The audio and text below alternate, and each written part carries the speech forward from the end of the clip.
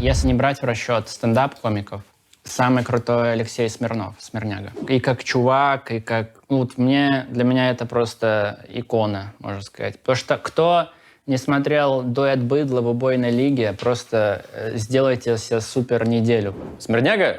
Ему большой респект вообще. Просто я уважаю Смирнягу нереально. Это мой 17-й брат, реально. Мы просто друг друга полюбили невероятно. Просто какой-то кайф. Мы назвали его ирландцем почему-то. Почему? Ну, братья, не знаю, как сказать. Он же ирландец, он же ирландец. Да, в итоге для нас он ирландец. И он сценарист, да, он пишет всю канву, что происходит, куда и зачем. Все эти линии прописывает. Вот. А сверху уже я накидываю именно свои импровизации, ну, свой текст. Леха. Привет.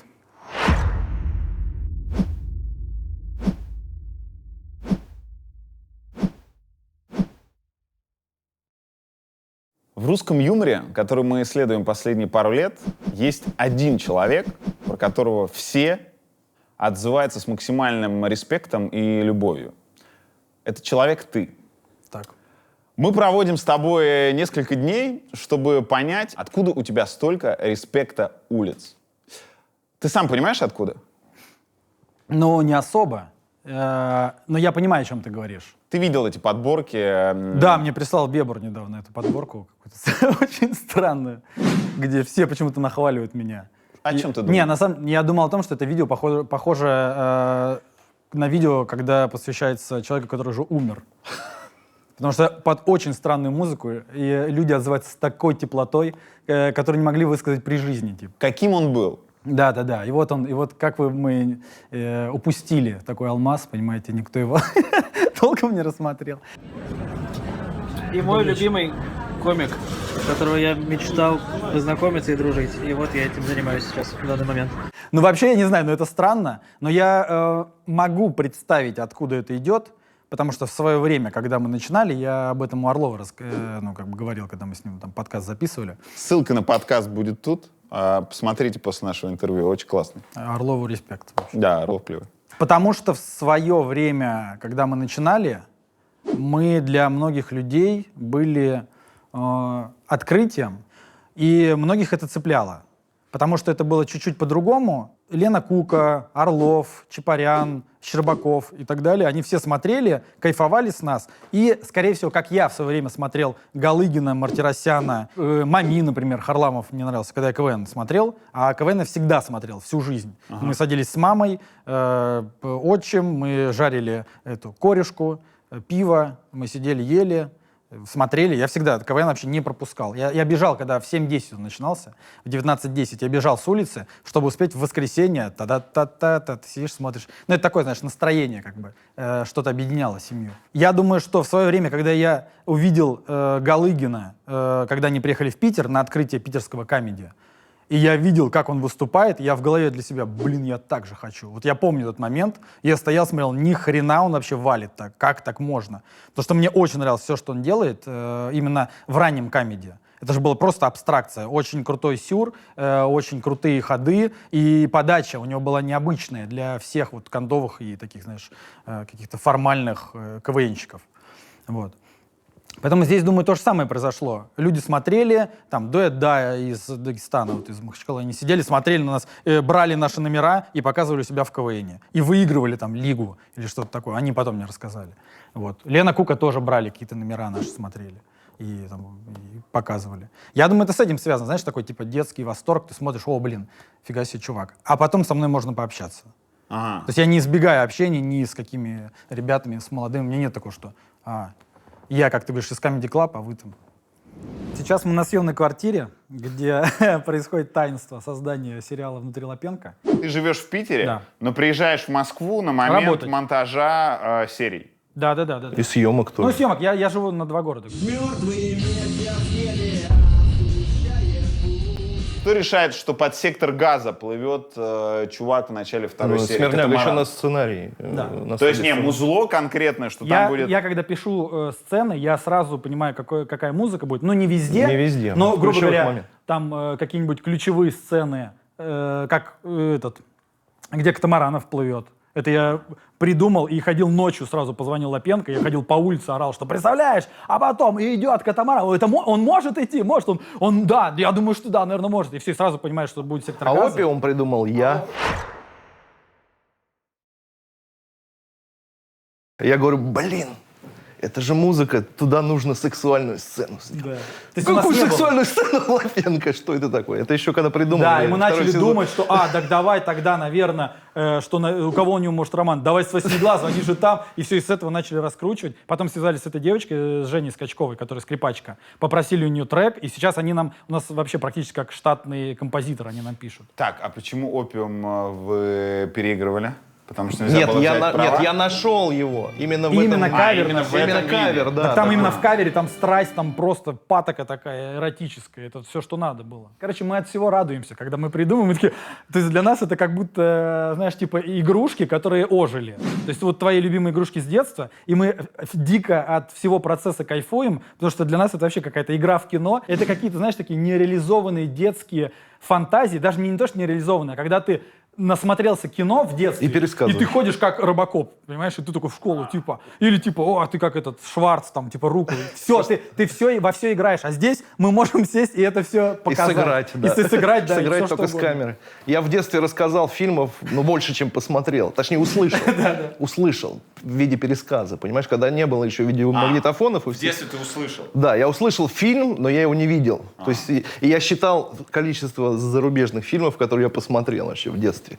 То есть у нас был такой счет с пацанами. Я смотрел 30, а я 20. Мы сейчас в твоем баре. Да, в стендап-клубе, теперь это уже стендап-клуб. Начиналось все как бар, да, но нас завела мысль так в глобальные планы. То есть вот теперь у нас бар, 2 зала и планируем расширяться.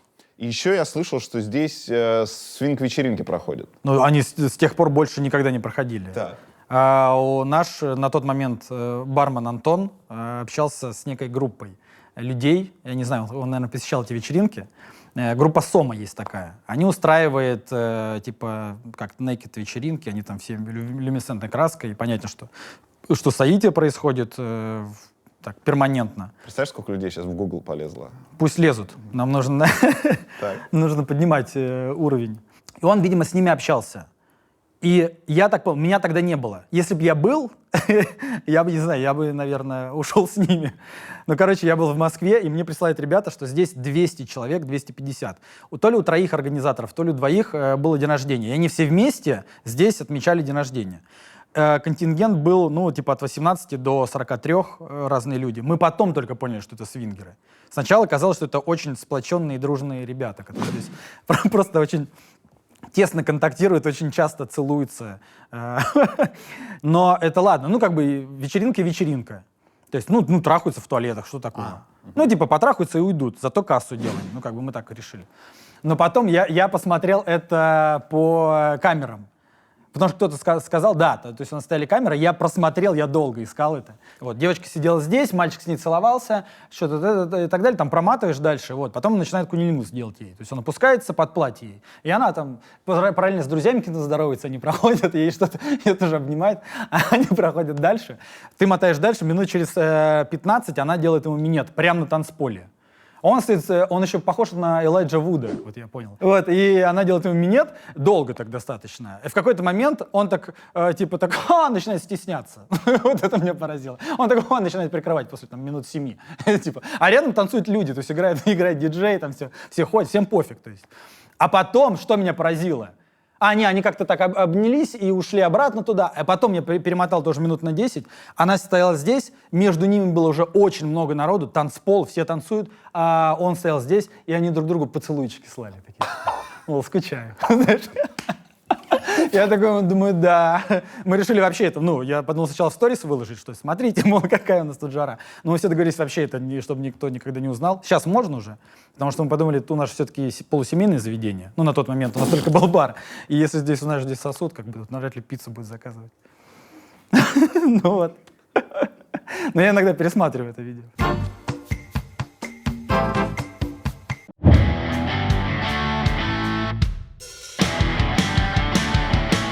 Мы в самом центре Москвы, Хитровская площадь. Вот там метро Китай-город, там Покровский бульвар. И мы здесь, чтобы рассказать про одно очень необычное здание. Вот это дом Ярошенко, самый старый жилой дом Москвы. Точный год постройки неизвестен, понятен только период. Это вторая половина 17 века, после 1657 года. То есть этому дому больше 350 лет. В Москве сохранилось несколько домов того периода, но этот единственный, в котором все еще живут люди. И не просто живут, но и сами занимаются его реставрацией. И даже создали для этого специальный фонд. Важнейшее появление этого дома в Маскульте — фильм «Брат 2», когда Данила Багров приходил покупать оружие. Ну, вы помните, подвал, боеприпасы, диалог «А откуда все это?» Эхо войны. Они вот так вот заходили, и оттуда выходил чувак, который им оружие толкал. Он выходил оттуда, а потом спускался в подвал. Периодически на Циане появляются варианты с покупкой и арендой квартир в этом доме. Ценник, как это всегда бывает в центре Москвы, не маленький. Но если дом не принципиален, а переехать нужно прямо сейчас, на Циане огромный выбор вариантов, в том числе в этом районе, под любой бюджет и запрос. Циан уже много лет работает на рынке недвижимости и за это время превратился в технологичный сервис с разнообразным функционалом. Во время всех своих последних переездов я пользовался им. И вот этот офис, который на самом деле не офис, а квартира-студия, мы 2 с лишним года назад тоже нашли на Циане. У Циана очень удобное мобильное приложение, где можно быстро продать, сдать, купить или арендовать квартиру. На Циане очень легко подать объявление, а сервис «Циан-оценка» помогает оценить реальную стоимость квартиры, чтобы не промахнуться с ценой. Еще один очень полезный сервис «Сдай, сними». Он помогает найти оптимальных арендаторов, оказывает юридическое сопровождение и покрывает потенциальные риски даже после заселения жильцов. А если вы планируете купить квартиру в ипотеку, то на Циане ее можно оформить сразу в 7 банках и рассчитать платеж по конкретной квартире. Все, кому актуален вопрос с недвижимостью, ныряем по ссылке в описании. Сначала иди на Циан.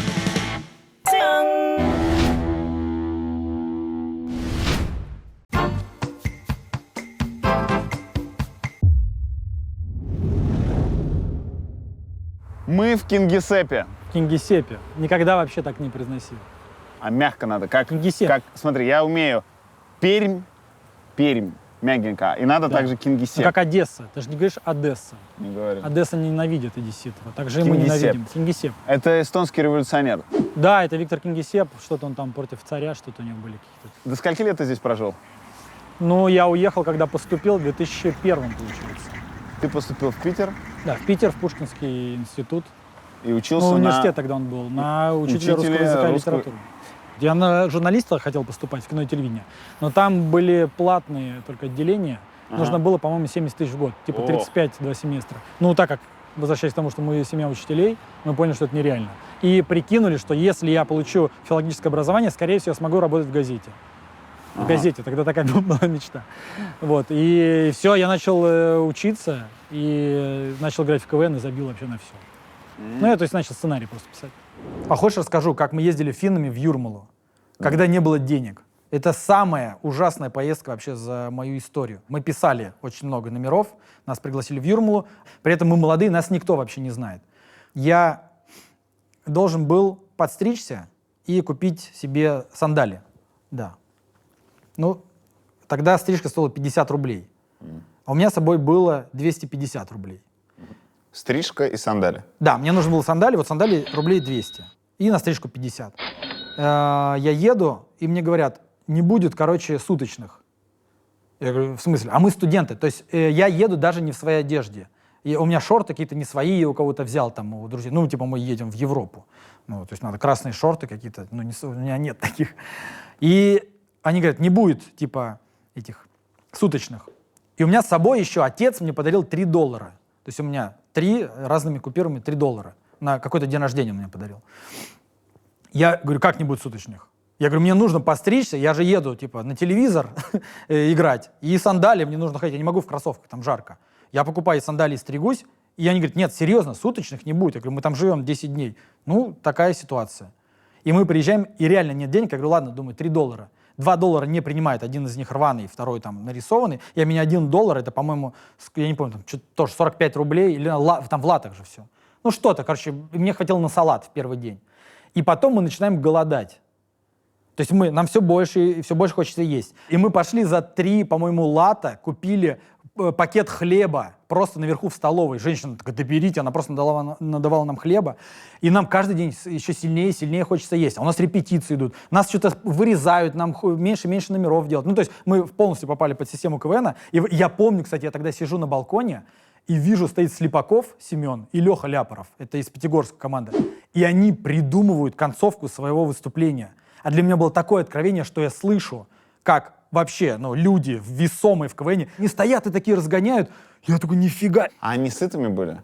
Очень. Да все были сытые. Там все богатые. Там все приходили, там эти Руден, все там Юрмала, понимаешь, Йомас горит огнями. У меня мой однокурсник, который со мной на филфаке учился, он качался в тот момент. Он качался, и у него уходила масса. А это для качков вообще беда. И он такой, я хочу жрать. И он на полном серьезе, он вычислил одного чувака из рижской команды. Он говорит, он ходит с сумочкой. Да, он даже на сцене с ней на прогоне. Там явно что-то ценное. Я говорю, что ты предлагаешь? Шваркнем. Я говорю, ты дурак, что ли?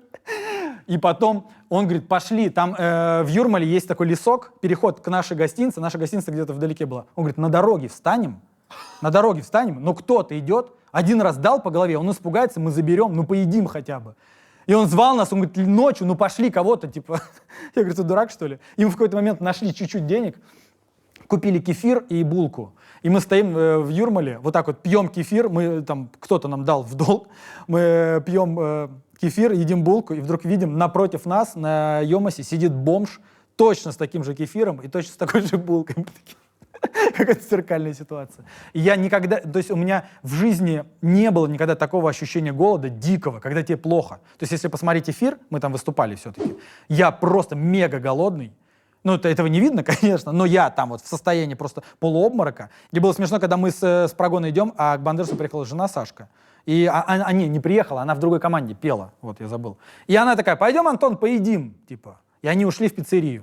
И просто мы проходим мимо и видим, как, знаешь, типа, этот сидит, жрет пиццу, Саша там, типа, и Бандерас знает, что мы голодные, мы так мимо него. И она что-то, давай, типа, принесем им, может быть, купим. А Бандерас сказал, да ладно, не надо, типа.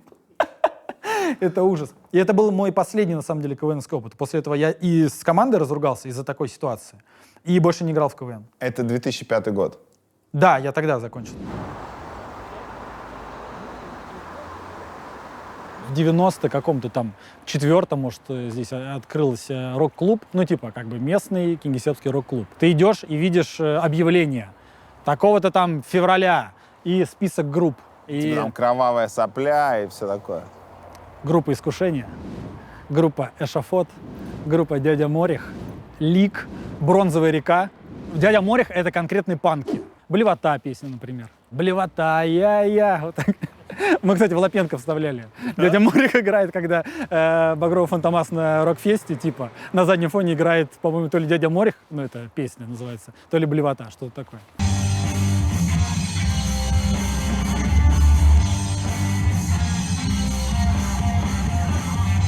Короче, меня мама не пускала на такие движухи, а в какой-то момент пустила. Мы пришли, вот была группа «Искушение», они играли в стиле black metal. Это типа пропагандисты, сатан. И они, видимо, решили сделать шоу. И интро начинает играть. То есть это вообще, такого не было, чтобы с интро начала группа. И выходят они, выходил как раз Иван Викинг и Лорд Тоннен, с двух сторон, два лидера этой группы. Они выходили, и у них факела. У них в руках факела настоящие. И, видимо, там керосин или что-то. И один делает залп, и все начинают просто орать. С другой стороны, второй делает так. Там огонь, пламя, играет какой-то музон. И делает этот Антон, и то ли он поперхнулся, я не понял, что произошло, он делает так, и у него загорается просто рожа. У него загорается ебало, он начинает вот так вот падать в этот момент. То есть представь, что насколько пафосное было начало. Выбегает директриса ДК, которая: «Антон, ёб твою мать!» Она его хватает и начинает тушить об штору просто. И в этот момент я вижу, как падает керосин, и он вот так вот течет на меня. То есть я вижу факел, который упал, вот этот вот. Второй стоит вот так вот с факел, он не понимает. И течет на меня вот этот керосин, я прям вижу, он по дебоксам вот так вот. Я понимаю, если сейчас он вспыхнет, то всем просто. Ну, то есть мы все сгорим в этом ДК. Она его тушит, что-то орет, вы что тут устроили? И она уходит. Но завершение, он встает, они тушат этот факел, но они поняли, что с интро не пошло. И он встает, и видно, что он обгорел, то есть у него все волосы так скатаны. Но его спас вот этот грим, то есть не так сильно лицо, именно кожа обгорела. И он так встает, берет гитару, и они начинает играть, и все такие, типа, да, прикинь. Потом в школе видели кто-то в школе, говорят, ну да, так без бровей он, без там ресниц. Роза робот — это паук? Да, наверное, это, я думаю, паук и вместе с этим Чиверс, кто там, типа, с водкой, Вачила. Помнишь, ролик был такой? Ну, это тоже друг паука какой-то. В это время можно налить вачило, допустим. Потому что Новый год без вачила, оно как бы оно и нахуй не надо, допустим. А так оно и пусть будет. Но на самом деле это один из моих самых любимых персонажей. Вообще мне очень легко писать Шершня с Розой, потому что это такие Бивис и Батхед, с которыми происходит вообще все что угодно. То есть они именно комедийные персонажи. Один всегда деятельный, второй какой-то унылый, такой типа все время попадающий в передряги, и из-за него они должны разруливать. Но мне, знаешь, что, короче, поразило? Когда в одном комментарии написали, что Роза Робот и Шершень — это же Розенкранц и Гильденстерн. Это друзья Гамлета. Розенкранц — венок из роз. То есть роза. Мы такие, что? А Шершень, у нас его Яков Осипович Шершанский, и что Яков, там в переводе, я не помню, с какого-то, идущий по пятам. То есть врубись.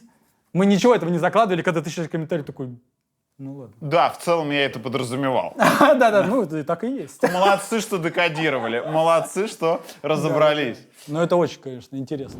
Не, ну я был жесткий лесоман, ну и до сих пор как бы являюсь. До сих пор? Конечно, я хожу на концерты. Все, у меня есть пластинка с автографом. Не, у нас же своя группа была. Мы играли, у нас была группа Чиполлино Дизель, мы назывались. Мы играли такой, типа, рэп-кор. Это вода. Это эпоха кирпичей? Да, да, мы же жесткие фанаты кирпичей были. Ну, просто. типа альбом «Кирпичи тяжелые». Да, да, и мне «Смерть на подарили рейве». «Капитализм 2.0» на день рождения, у меня была кассета. Да, нет, ты что, мы вот типа были такие последователи. 3 твои любимые группы прямо сейчас? Но я очень уважаю Black Keys. Ну, наверное, Алиса, я сказал. И... А кто еще третий-то? Джек Уайт мне очень нравится. Я ездил на концерт его в Лондон и был, когда он в Москву приезжал. Ну, не White Stripes, он просто Джек Уайт. От чего другого русского вы кайфуете? ЧБД смотрю. А я от старых фильмов кайфую, кстати. «Любовь и голуби»? Да, я его могу много раз смотреть, «Любовь и голуби». Почему? Ну, Вот мне я нравится тоже. просто. «Москва слезам не верит». «Москва слезам не верит». Я, кстати, посмотрел недавно, 2 года назад впервые. Я офигел Серьезно? вообще, да. Вот это фильм, я думаю. Не, это очень круто. Там такие решения. На самом деле, все, что в современном кино происходит, там уже происходило. Просто на более, с одной стороны, примитивном уровне технически, но в плане творчества там очень много решений. Вот в 80-х, 70-х там есть монтажное решение между двумя. Его на 2 серии разбили, этот фильм. Но он, в принципе, как о единой задумывался. И там есть решение, что какой-то кадр, я не помню, чем заканчивается, типа будильник или что-то. Да. Кат, и прошло 20 лет. 20 лет. Понимаешь? Но такие решения творческие, они выглядят так. Представляешь, она ложится спать, будучи молодой. И просыпается. Просыпается, а у нее уже дочка выходит в квартире, они идет. И она уже, мы понимаем, что она... И это простое решение, просто кат. Директор Просто вырезан. завода. Да. Иногда очень крутое то, что очень просто сделано. Ну, не иногда, это всегда все гениально просто, это известно. Ну, вот мне «Домашний арест» понравился. Я смотрел прям. А я его делал Ты был монтажером «Домашнего ареста»? на площадке. Но не... в 170 смен. Ну, там просто Семен, как бы у него есть свой человек, а я на площадке им помогал, ну, показать вообще, что это такое. Ну, потому что там, представляешь, там всего было 207 смен, и все кино, и это растянулось на 1,5 года, там, то есть, чтобы все это соединить в единый, как бы... Ты понимаешь, почему «Домашний арест» так зашел людям? Ну, там несколько причин. Ну, во-первых, понятно, что вскрываются какие-то темы. Короче, но это не самое основное. На самом деле, то, что там много любви было вложено. И на стадии сценария, на стадии съемок, на стадии подбора актеров, и вообще на всех стадиях туда было много любви вложено. Это через экран как бы проходит, понимаешь? Юрий будет дуть будет Юрий. Ты учитель русской литературы? Да. Бандерас — учитель биологии И психологии.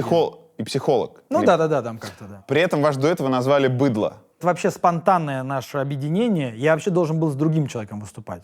с Колей Петровым, это мой друг с КВН. Мы вместе с ним были такие, знаешь, как сейчас вот называется, comedy buddy, когда два напарника. И мы в КВН очень много вместе придумывали. То есть я вспоминаю, я даже скучаю по таким моментам, но сейчас они, слава богу, ко мне вернулись. Вот у меня был период, когда это от меня ушло. Сейчас объясню. Для меня, как для автора, как для создателя, очень важно иметь вот такой навык. Короче, мы могли ехать с ним просто в метро, вот так вот болтать и придумать целую домашку концептуальную для КВНа. То есть мы вот так вот разгоняли просто в метро с горящими глазами, ни о чем другом не думая. И мы разгоняли, у нас была домашка по «Убить Биллу». Колобок мы делали. Колобок, я был в желтом костюме и ходил, убивал лису там, и так далее, и так далее. В тот момент только вышел «Убить Билла», и это был просто фурор. И мы вот так вот едем, помню, такие, блин, нам нужно сделать ночной бой. Ночной бой, помнишь, там был, когда они дрались, она предлагала, она говорит, мы будем все в черном, на ножах, и будем ночью драться. Мы такие, нам нужно сделать тоже ночной бой. Как мы сделаем? Я говорю, прикинь, давай в зале просто свет полностью погасим и будем в темноте драться. Он такой, ну какая, и чего? Я говорю, блин, давай так, короче, смотри, переход, такой театральный переход. А тогда никто такого не делал. Я говорю, будет театральный переход. Я стою, ты будешь зайцем, ты стоишь против меня, я вот так вот заношу руку с мечом, свет гаснет, и просто на моем месте резко возникает силуэт колобка люминесцентной краской покрашенной. А на твоем месте силуэт зайца. И мы начинаем вокруг куча зайцев, мы вот так вот кружимся, какие-то они делают движения, и потом раз удар, и я лежу с кровью вот так, а ты стоишь надо мной. Он такой, точно, но где мы возьмем краску? Ну, типа... И мы вспоминаем, что на Техноложке был магазин, маленький ларек стоял, может, он сейчас даже есть, где продавалась люминесцентная краска. Мы сразу же из метро бежим, покупаем краску, приезжаем в общагу, красим вот эти вот... Ну, это все из ватмана вырезано очень тупо. И девочки стоят с фонариками, заряжают эти... Вот, ну, там же надо светить. Они заряжают этих зайцев, лису там, или кто там, колобок. Все заряжают. Мы начинаем делать номер, и в зале начинают фоткать со вспышкой люди. У нас есть вот эти фотографии с красными глазами. Они засрали весь номер. Просто максимально. Мы такие, ладно. Но вот мы с Колей очень много придумывали. И был, блин, это я сейчас, раз уж вспомнил эту домашку. Там есть концовка, когда Люси Лью дерется с Умой Турман в зимнем саду. И у нас тоже была концовка, выходила лиса, по-моему, и колобок. Вот они встретились, и мы дрались, мы какие-то там что-то всякие придумал из тэквондо переходы. И в конце я его протыкал мечом, он падал, и падал за монитор. Ну, на сцене стояли монитор. Он падал, и я резко поднимал голову в зале, отрезанную, в зал. Ну, мы заранее подбегали, кидали, в зале, потому что никто не понимал, как. Прям махали? Ну да, ну прикинь, просто это КВН, это городской дурацкий КВН. И тут просто отрезанная голова какая-то там, свет. Ну мы заморачивались. Ну и мы должны были с Колей выступать, но он женился на Ларисе из нашей команды финнов. И уехали в Финку жить. Все, я с Бандерасом вынужден был выступать. Мы с Бандерасом не очень тогда даже дружили, ну так, общались. Фраза «он женился на Ларисе» звучала просто как приговор. Не, ну это факт. Ну, в плане, это не приговор, но он женился на Ларисе. Коля Ларисе и уехал. Так почему быдло? Быдло, потому что из наших КВНовских номеров было очень... Это был тогда бум юмора про гопников. Ну, в шапке выйти, в адидасе и так далее. Сейчас это считается вообще как, ну, это бред, если выйдет команда КВН, или кто-то будет, типа, скетч снимать про гопников. Тогда это как бы было нормально. И у нас было очень много номеров. Короче, наше первое выступление мы с Бандерасом полностью построили на шутках про гопников. И на следующем выступлении, через неделю, нам сказали, давайте сделайте, ну, еще. Мы такие, так, что-то другое. Они такие, нет, да про гопников нормально. Это правда, что твоими кумирами в юморе были Карцев и Ильченко? Да. Ну, как были, они и есть. Я, на самом деле, прям очень много их слушаю, даже сейчас переслушиваю. Все равно все с детства идет. И у меня и отец, и брат, они с таким чувством юмора. Ну, то есть лажу не пропускали в семье.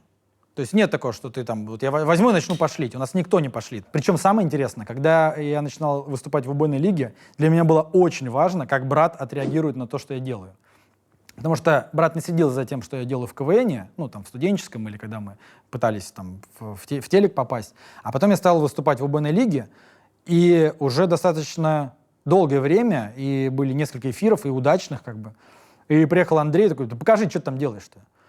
А я так долго время, да, что там, типа, и он такой, ну покажи. И я включаю первую нашу миниатюру, и так сижу сзади, и смотрю, он такой, о, нормально, типа, прикольно, а что еще есть? Я такой, а тебе понравился? Такой, ну прикольный ход, ну а чего еще? И я показываю много ему миниатюр, штук 6. И он такой, нормально. И все, с тех пор он как бы вот мне респектует, скажем так. А отец вообще долгое время не видел, что я делаю. И Андрей привез ему специально, это, может быть, было года 3 назад. Да прикинь, сколько вот я 15 лет занимаюсь юмором, 3 года назад отец просто увидел первые какие-то скетчи наши. И он вот так просто сидел, Андрей говорит, смотрел, просто молча такой. Он просто не смеялся вообще, он такой, ну да, это такой английский юмор, да. И Андрей такой, ну и он прав, так и есть. А Карцев, если коротко, Да-да. Ильченко, ну почему это близко тебе? Слушай, ну мне нравится именно структура шутки, как у них построено. Но текст же весь писал Жванецкий. Весь текст написан Жванецким. Мне ценно именно построение шутки, построение вот этого, вот, ну, правильный ритм, именно юмористический там внутри, потому что он необычный, нестандартный там. То есть сам, ну просто монологи Жванецкого мне не то, что не нравится, я не врубаюсь в них. Но я понимаю, что это мэтр, и там мама слушала его и так далее. А тут это какая-то такая дурость прикольная, но в этом очень многое сказано. Понимаешь, в их вот в скетчах, в их миниатюрах, там же очень тонкий социальный смысл есть. Там склад, например. Ты же понимаешь, что это миниатюра про человека, которому дали все. В те времена, когда было нельзя ничего, он попал, ему дали все. Ну, скажите, это можно? И он все, можно. И ему на все говорят, можно. Послушай, ты не слушал? Я тебе накидаю, на самом деле. У меня есть подборочка, я друзьям, кто начинает увлекаться Карсом Ильченко, я кидаю подборочку. Она выстроена, причем в четком порядке, как надо слушать.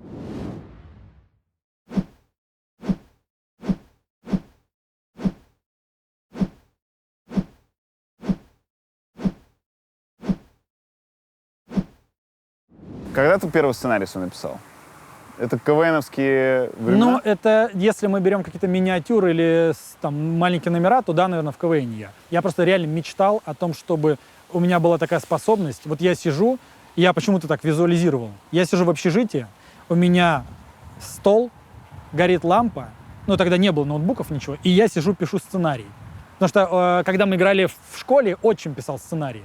Я не знаю, он что-то, может быть, трансформировал из каких-то известных там фельетонов, переделал, сам что-то дописывал. И мне казалось, блин, это круто, когда ты ни от кого не зависишь. Ты берешь и сам что-то пишешь. Потому что в КВН мы столкнулись с тем, что у нас закончились чужие номера. Мы все время воровали, мы брали. Мы причем брали у команды, которая воровала у всех. В Сочинский фестиваль есть. И туда приезжала команда из Соснового Бора, Обана. И она воровала все номера. Все ее знали, всю эту команду видели, как чувак всегда сидел, записывал. А мы у них воровали, потому что у нас девчонка училась с нами из этой команды. То есть мы грабили награбленное. И я подумал, как круто сесть и самому все написать. И я в универе так садился, никто не писал у нас в команде. Я писал все сценарии, все всем раздавал. И я был такой жесткий, я злился, я за кулисами бил людей, кто не знал, когда выходить нужно. Там кто-то, знаешь, во время спорта, какой номер? Я говорю, ты не знаешь, сука, ты не знаешь! Ты хер не на репетиции, быстро! И вот так вот за кулисами ад творился. Вас как-то батюшка прогонял со сцены? Да. Расскажи. Я вообще ненавижу корпоративы. То есть я вот слышал, что Усович говорил, обожаю, Корпоративы это супер. но мне кажется, он врет. Вот я, ну, хорошо, я тогда анти-Усович. Он любит деньги. Так, не, я тоже люблю, но не так сильно. Но тут я просто, для меня корпоратив — это мука. Я с утра начинаю нервничать, переживать. Я понимаю, что я там буду неуместен. И все, что бы я ни делал, это мне не даст ни опыта. Да, даст деньги, но как бы приходится выступать. Я сейчас рад, что у меня очень долгое время нет корпоративов. Потому что у меня есть Лапенко, и я туда сконцентрирован. Я просто не могу ездить куда-то. Мне нужно писать сценарий, нужно ездить на съемки. А раньше вот у нас там туры куда-то. Нижневартовск. Ты типа прилетел, выступал в ноль, никто не посмеялся, ты обратно. По-моему, Сбербанк гулял. По-моему, Сбербанк, Орловский Сбербанк. В каком-то очень таком дорогом, как Эрмитаж, ты заходишь, так очень все богато, белые стены, какие-то люстры там. И мы приходим туда, и нам быстрее, ребята, сейчас вы выступаете. Мы выходим, и очень странная рассадка. Вот я, опять же, корпоративы ненавижу за это. У тебя сцена, а где-то там вдалеке стол, и вот такие, о, люди сидят, а ты там. И ты такой, добрый вечер, друзья. И там, они даже не слушают, там какие-то женщины. И одна такая девочка, вот так, помню, сидела, смотрела на нас. И мы тогда еще, это был период, когда мы выпали из какого-то поля зрения вообще людей. То есть у нас закончилась убойная лига, мы на 3 года ушли там в нищету, в безызвестность. И этот был период, когда мы там пытались как-то заработать. И мы выступаем, естественно, никакого смеха, она иногда хлопает, эта девочка, а мы с Бандерасом всегда сконцентрированы, вот так вот. Друг на друга смотрим, если что бы ни происходило, мы продолжаем валить. И вдруг я вижу, он такой... А я понимаю, что, ну, это ужасное состояние, ты не нужен здесь. Ты выступаешь, я вижу, что он вот так вот раз, и глаза переводит. Я думаю, ну он вообще охренел. То есть он даже уже на меня не смотрит. Мы единственные, кто здесь остались, кому мы нужны. Кому вы сами интересны. Да. И вдруг он раз, и понимаешь, что он наверх вот так вот поднимает глаза. Я поворачиваюсь, и стоит мужик такой. И поворачивается в зал такой. И все такие, да! И я такой, передаем микрофон нашему лучшему другу, который продолжит показ миниатюр. Даю ему, он такой,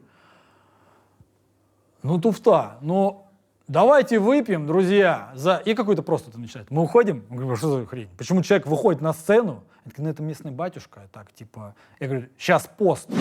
это прям в пост было, я говорю, пост. Он такой, да это брат директора банка, там что-то, да ладно. Я такой, что? Я говорю, ну тогда поехали обратно. Ну такие, поехали, мы просто уехали. А он с крестом там был, в рясе? Ну не так. Но он был в бороде. Не, если бы с крестом, я просто бы охренел. Ты прикинь, ты поворачиваешься и такой, вам пора. Но это не один раз было. Второй раз был тоже батюшка. Но батюшка нас не прогонял. Мы когда... Самое худшее... Вот тогда было с крестом. Мы на корабле на каком-то выступали. Перед нами бутырка была. Группа. Да. Запахло весной. Они ко мне подходили и говорят, поправь микрофон. Я говорю, где? Он говорит, ну выйди на сцену, микрофон, опусти мне к синту. Я говорю, так вы сами выйдите. Он такой, так меня узнают. Я говорю, так меня тоже. Он такой, а кто ты? Я говорю, ну ладно. И мы выступали на корпоративе на этом. Мы только вышли, добрый вечер. И я сразу вижу батюшку с крестом. Я такой, все понятно. И у нас все, чтобы мы не показывали, все мимо. И потом, короче, в конце мужик такой мне сказал, такой, иди сюда, иди сюда. Я такой, что? А Бандерас ушел за кулисы. Я такой, иди сюда. Я такой, чего? А уже люди забыли о нас. Он иначе такой, давай так. Тимати встретил Билана на Евровидении. Импровизацию. Я такой, когда? Он такой, сейчас, как вы в убойной лиге делаете? Это будет во. Я говорю, не будет. Он такой, давай. Я говорю, ну, тогда надо время подумать чуть-чуть. Он такой, давай, подумай. И я говорю, сейчас я приду. Мы за кулисы выходим, я Бандерасу говорю, поехали домой. И мы уехали просто. Про тебя же все говорят, что у тебя вообще нет зашкваров. Есть хоть один номер за эти 15 лет, за который тебе прям стыдно? Ты натыкаешься или натыкался и думаешь... В камеди или в убойке? Да где угодно. А, где угодно? Но в камеди, наверное, есть какие-то... Так не могу. Я не ношу этот груз. Я не ношу груз успешных номеров и груз каких-то там провалов. Было и было. Ну, как бы да, тут. Я, готовясь, наткнулся на скетч телеканала Че, мужской клуб, Да-да-да. Гей-ТВ. Да, это мы с Соболем делали. Соболь, ведущий программы типа «Своя игра», и к нему приходит молодой аппетитный студент Смирнов, и он тебя клеит. Ну, сейчас это выглядит настолько стереотипно, липко и стрёмно, что просто жесть. Ну да. Ну вот это, наверное, шляпа полная, конечно. Это называется «Коровий пляж». Здесь нам дали очень сильные пизды в свое время. Максимальные. Такой я не получал никогда. Длилось это часа полтора где-то. 8 класс или 9. Тот период, когда мы были алисаманами, у нас были длинные волосы. То есть у меня были вот такие волосы. И мы искупались, в общем... Выходим, уже мы поднимались здесь, и слышим крик там, что там, стоять! Мы такие, ну, типа, стоим. И подваливают чуваки, ну, их было человек 10, наверное. Ну, такие, бухие, в остроносых ботинках и в трусах, вот они такие. Типа, подбежали к нам. И один что такой, что там, типа, девочка, ты что там, это? Ну, а мы с длинными волосами. Ну, мы всегда это, ну, то есть мы всегда, как сказать... Были готовы к приставанию. Ну, подвергались вот этим, Да. там, кто-то кричит, ты уже не обращаешь внимания, ну, нахер там, типа. Ты же не будешь со всеми драться там постоянно. Тем более, ты как бы не такой сильный. И он что-то такой... И начали, одни подвалили, и подходит чувак такой... Саня стоял, а он так то ли ртом что-то сделал, то говорит, хули улыбишься, и просто сразу же бьет ему в пачку, Саня падает. Мы говорим, вы чё? А они начинают...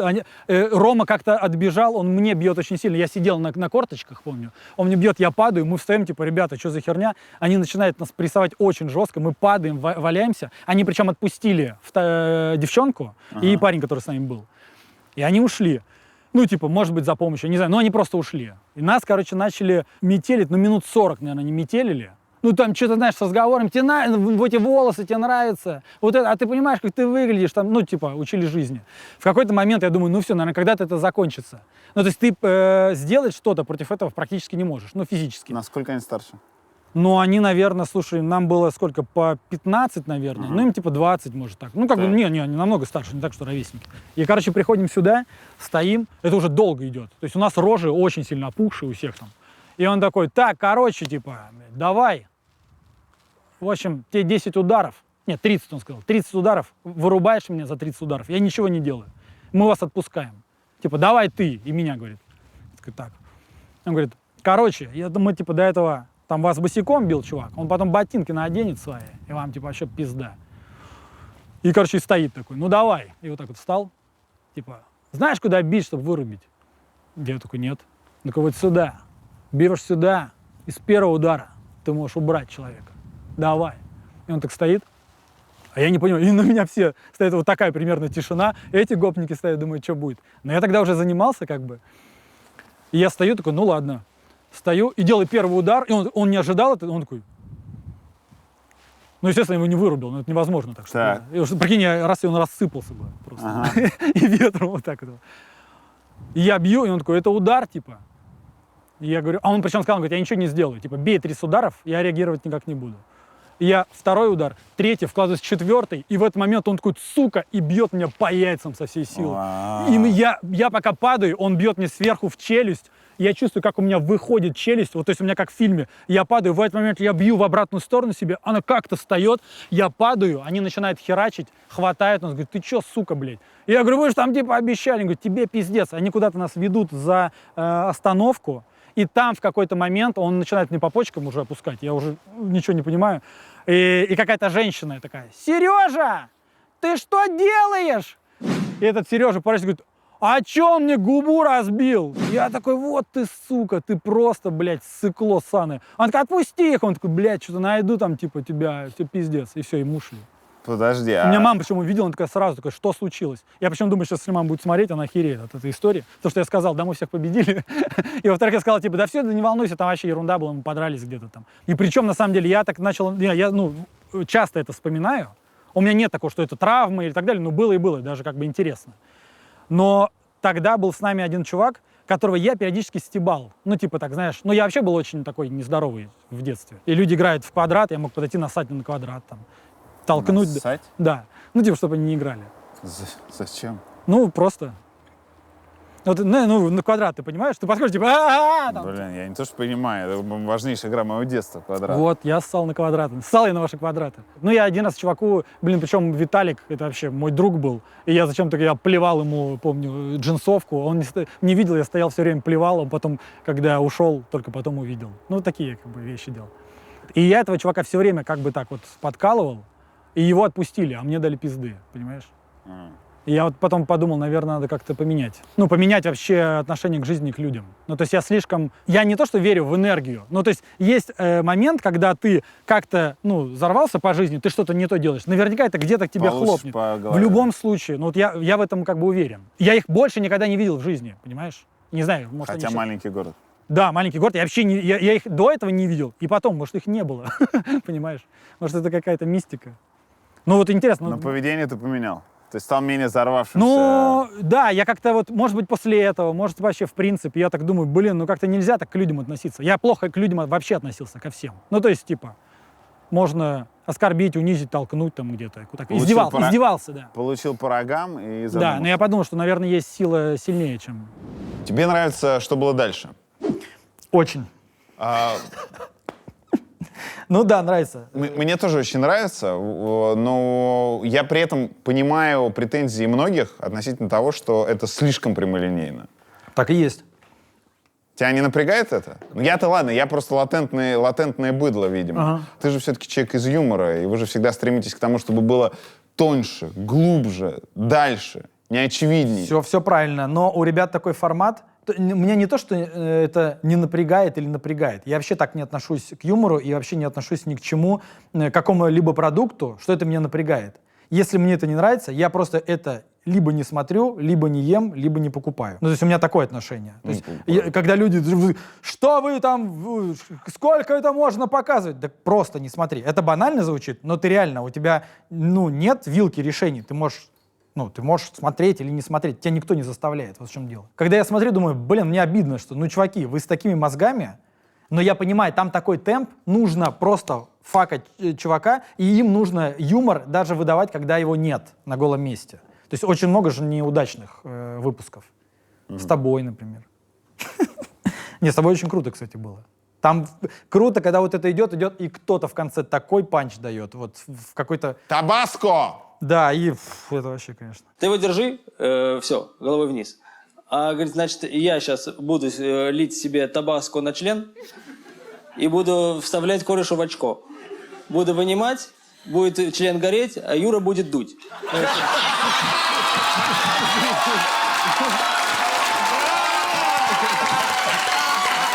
Выпуск с Титомиром — это успех?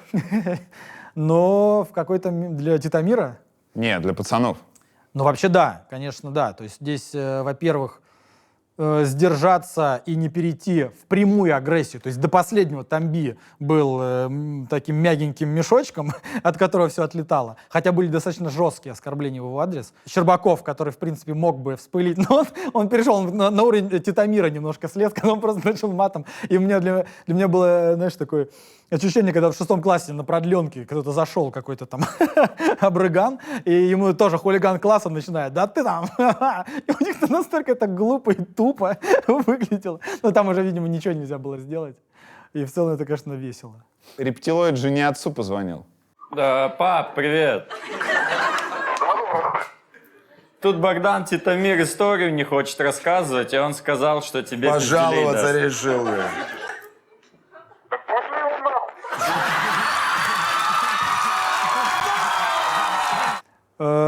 Он Макару позвонил, по-моему. Но по голосу слышно, что Макар. Да. Я думаю, что отец более воспитанный у Руста. Юрий будет дуть, дуть будет Юрий. Что думаешь о том, как Слава свою империю в Ютубе создал? Что думаю? Так, я как бы отчасти отношусь к ней. Мы же с Medium Quality партнеры. Просто Слава мощный менеджер. Мне чем нравится с ним работать, причем у нас не отношения с ним как подчиненный начальник. Я понимаю его вес, его опыт, и мне прикольно, потому что это на самом деле один из людей, который в меня поверил. Даже не то, что поверил, а дал возможность. Я же сценарий пишу с 2008 года, сериалов и чего угодно. Все в стол, и я в какой-то момент подумал, надо кому-то показать.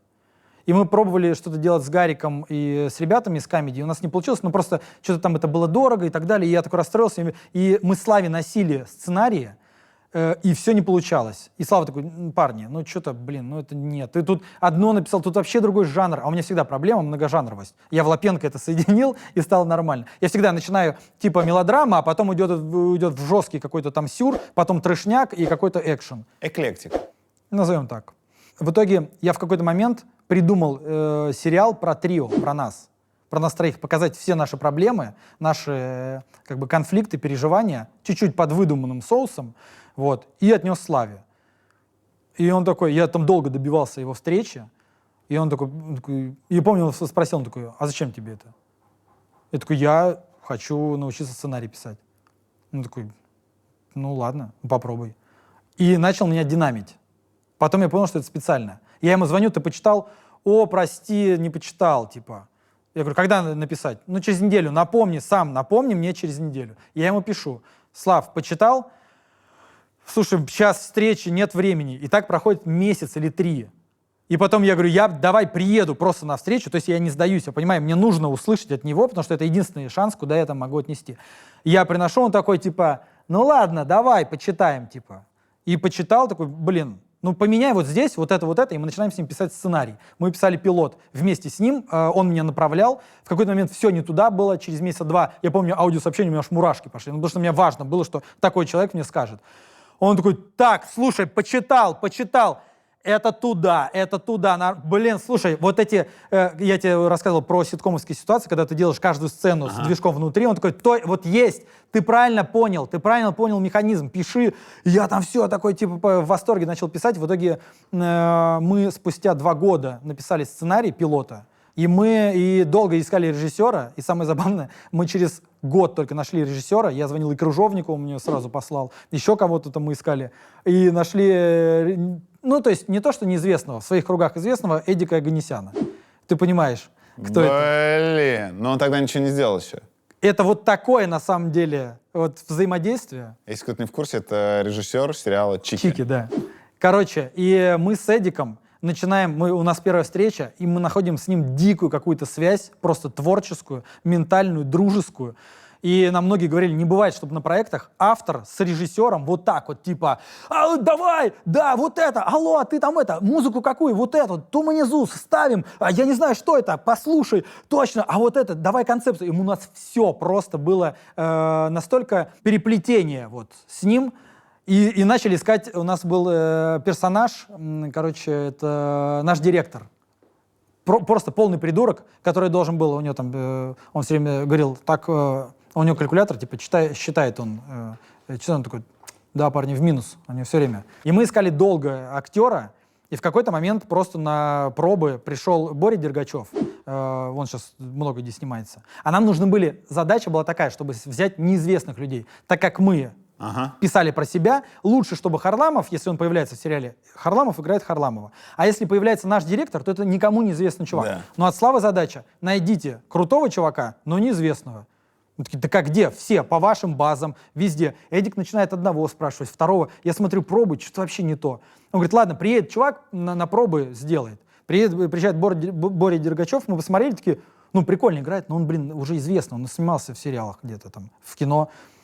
Заходит следующий чувак, такой типа в пиджачке, у него такой пиджак, такой дурацкая какая-то это, и он такой с электронными часами, он такой, ну привет, парня. И мы такие, блин, ни хрена, типа какой, что-то забавно. И все заржали сразу.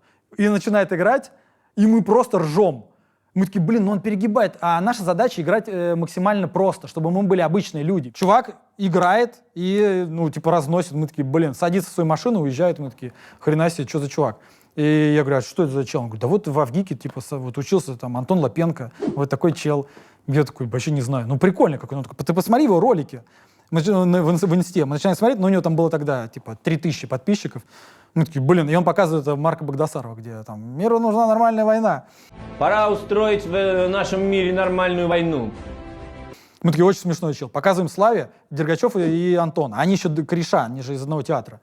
И Слава такой, ну второй, конечно. Дергачев, это что, мы знаем? Давайте вот этого.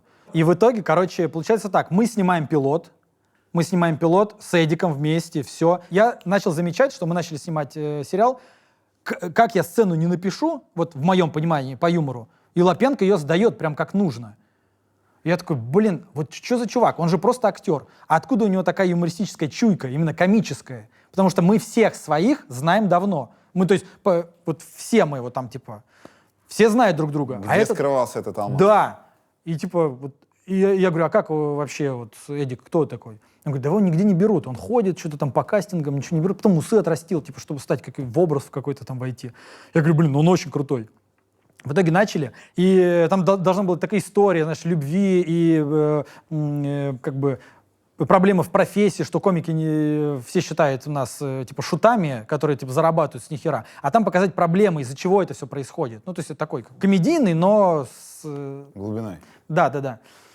Вот. И Антоха все это делает. Мы начинаем что-то общаться, дружить, пару раз встречались, бухали, потом что-то в Таиланде встретились. Я помню момент, мы сидим в Тае, они с Дергачевым приехали. Я вышел на пляж, это ночь, мы сидим, пьем пиво, и Дергачев рассказывает такой, блин, у меня сейчас вот эта смена была, вот здесь вот, сейчас вот в этом проекте играю, и так далее, там, мы с театра уехали сюда, и Лапеныч сидит просто такой, там, помню, а я с Дергачевым только первый вечер общаюсь, ну, Антоху знаю, и типа больше с ним, а тут сидит, что-то такой, слушай, там, что-то пивко попивает, я такой, а ты, говоришь, что как там, типа, я говорю, да, блин, сейчас снимем сериал, у нас попрет, ты что, вообще там нормально, такой, да, блин, такая тема вообще, там, что-то сидит, и в итоге, спустя какое-то время, он уезжает на ЧИК, Горбачева делает репост, у него... А я еще тогда начал думать, блин, как зря вообще. Какого хрена? Типа, ты становишься популярным, нам же нужен не популярный чувак. Задача от продюсеров, и вообще мы договорились, что у нас все неизвестные. И я думаю, блин, он же нам вообще сейчас подосрет со своей популярностью. Нам нужен вообще, ну, никто. А он у него, смотри, 20 тысяч, смотри, 40. Да блин, думаю. И я реально парился из-за этого. Потом, когда я понял, что 150 у него подписчиков, говорю, надо менять. Думаю, надо точно поменять, нам нужен другой чувак. И начал прикидывать, что другой, потом, да нет, блин, ну нужен Антоха по-любому. А потом все вышло у него на уровень, там, ну, до миллиона, по-моему, у него, до миллиона, там, 700-800. И Слава, видимо, решил с ним что-то сделать, ну, какой-то проект. И мне Ромаха позвонил, так как он со Славой в Medium Quality работает. Он говорит, слушай, сделай что-нибудь с Антохой. Ну, типа, есть возможность просто сделать, там, Слава проспонсирует, сделаем, как бы. Потому что не было ни клиентов, ни, ну, спонсоров, интеграции, ничего не было. Я такой, блин, ну можно что-нибудь сделать. А я с ним до этого созванивался, и просто у меня родилась мысль, что сделать, ну, в его стиле про 90-е. Там у меня был, я хотел, типа, как вот этот Моро, это герой Цоя в «Игле». И они же делали его как такого нового супергероя, ну, типа такого, знаешь, из народа какой-то, он поэтому там дрался. Я думаю, блин, прикольно что-нибудь в этой стилистике сделать. В 90-х с драками, ну, типа, Лапеныч, может быть, всех играет, а может, не всех, но надо подумать. И когда мне предложили, я такой, да, надо что-то сделать. Так, и думал неделю где-то. Ходил, что-то. И вообще потом забил, думаю, да ничего не сделал, что-то нет мысли. А потом такой, так, а если сделать, потому что у него стали появляться кроссоверы, то есть он одного персонажа с другим начал менять, ну, в смысле, совмещать. Я думаю, а что если сделать сериал? Как раз я же, ну, уже так поднаторел вот в этом деле. Схему я спокойно пропишу, сюжетную. И я просто все эти персонажи объединю, и один будет Лапеныч. Звоню ему, говорю, что скажешь? Он такой, да, ну прикольно, я на самом деле о такой тоже штуке думал, можно сделать. Я говорю, давай снимать, давай напишем, сейчас я напишу. Я накидал просто за 2 дня и думаю, а если он скажет, это не то? Но фиг знает, как он реагирует. Я вот так написал, такой скидываю ему, и так, знаешь, со осторожностью, типа, ну что, как? Он такой, нормально. Я такой, ну все нормально? Он такой, вообще нормально. И я вот спустя это время, я ни разу, у него всегда на все, нормально? Отлично! Он просто всегда нет такого, что подожди, ну так инженер. Даже когда я предложил, что инженер расстреливает, как в «Братья 2», он сначала такой, блин, ну потеряем же, он же будет другим. Я говорю, ну да, он поменяется. Ну вот готовы к тому, что он поменяется. Но хотя с другой стороны, ну ты прикинь, он такой, да давай, нормально. То есть он на все подкидывается, что я предлагаю. И я в то же время никогда его не давлю. То есть я не говорю, не, надо вот как-то... В итоге вы начинали делать сериал про Иванова, Смирнова, Соболева. Но там стало на паузу просто. Ты пока учился быть сценаристом на этом проекте, познакомился с Лапенко, и в итоге вместо трио случился внутри Лапенко и ваш творческий союз. Да. Как витиевата жизнь. Да, но, возможно, я проект с трио, так как мы уже не трио, и это вообще не актуально, просто я пересчитал недавно, что у меня там есть, и мне просто жалко, что эти 2 года я это хочу в некую другую форму. По чесноку, вы же с Соболем сейчас не очень. Мы никак. Ну, потому что у него своя жизнь и свое творчество, а у нас с Бандерасом свое. Это некоторое там разлад, неприятие или просто... Да, мы по-разному. Мы ругались в трио, и очень крутые у нас были моменты. Творческие. Вот это, потому что, короче, я лидер, и он лидер. Он в своем дуэте был лидер, я здесь. И мы, когда пришли, мы начали сталкиваться, типа, я вот так, а я еще очень эмоциональный и вспыльчивый, а Соболь упертый. Понимаешь? И вот мы начинаем, типа, ругаться, а Бандерас вот так вот смотрит. И у меня в сериале это было отражено, когда Бандерас просто вот так вот, а у нас с Соболем там перипетии. Отсылки внутри Лапенко.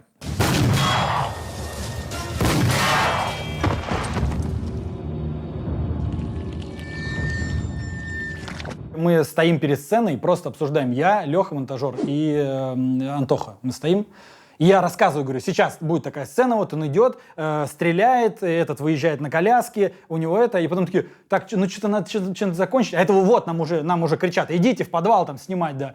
Мы такие, блин, может он, прикинь, он отстрелит погон, один отстрелит, потом второй, я говорю, а потом они регенерируются, такие, точно, Лех, так можно, да, побежали, и все, и мы начинаем снимать просто в хаосе. Самое сложное снимать отсылки, это самое сложное, чем мы занимаемся, потому что мы настолько запариваемся, что это по кадру должно быть, это по композиции, и еще движение актера должно точно совпадать. Хотя могли бы так не делать. В конце первой серии 2-го сезона там отсылка к бандитскому Петербургу, когда особо ждет, так же, как Ольга Дроздова ждала в Певцова и Серебрякова. Но там, когда есть целое видео, отсылок Лапенко, можете вот здесь посмотреть. Оказывается, там же начало сцены, даже когда официанты стамбульские несут ей водку. Вы тоже это разыграли? Да, мы это разыграли, и плюс Антоха смотрел, вот они вдвоем со Славиком, с братом смотрели, повторяли движения, но это достаточно быстро было. Мы как бы запаривались, там дубля 3 было, но я всегда ставлю так вот телефон, включаю отсылку и смотрю на плейбеке, как они играют. И видно, что это просто синхронно. Мы такие, ну все было. Но это талант Антохи, это уже тут как бы... То есть он снимает полностью, он запоминает всю физику, он повторяет и по движению. Даже когда мы делали «Юра, журналист», где вот это на Шевчука, там, если посмотреть, он все вот эти движения снимал, когда Шевчук говорит. Мне звонил человек. Бороды. Да, мы прям запарились, снимали даже, камера, понятно, движение было, там мы даже считали, что в один момент, когда он начал задавать, никто же не знал, что Шевчук будет задавать. И когда на Путина была переброска, чувак взял этот штатив и вот так вот переставил камеру и направил. И мы даже вот это повторяли. У нас оператор поставил камеру и поворачивал потом на Путана. Вот это вы упоротые. Ну да, к сожалению. Но нас ругают очень сильно наш исполнительный продюсер, потому что мы из этого выпадаем вообще за график. Учитывая то, что нам нужно 15 минут в день делать, мы просто вообще там... Почему вы решили сделать аллюзию на разговор Шевчука и Путина? Было ли в этом что-то, кроме угара? Но у меня так логично получалось, что Путана, как глава государства, должна всех собрать, потому что она должна всех. Вот сейчас ты начнешь, да, свои эти все ФСБ взрывает Россию, но это ничего не заложено. Мне очень нравится читать потом комментарии, и там столько теорий, столько домыслов. Что-то мы вкладывали в какие-то вещи. Но здесь... это невозможно было не самажить. Это обязательно нужно было сделать, потому что где все сидят персонажи, у меня сразу родилась картинка, я вспомнил, что вот это же разговор Шевчука с Путиным. Это такое, кто-то написал в комментариях, что вот мы занимаемся метамодерном. Вот так и есть. Соединение разных уже существующих каких-то произведений, накладывающиеся на прошлое, там, на все это такой винегрет такой.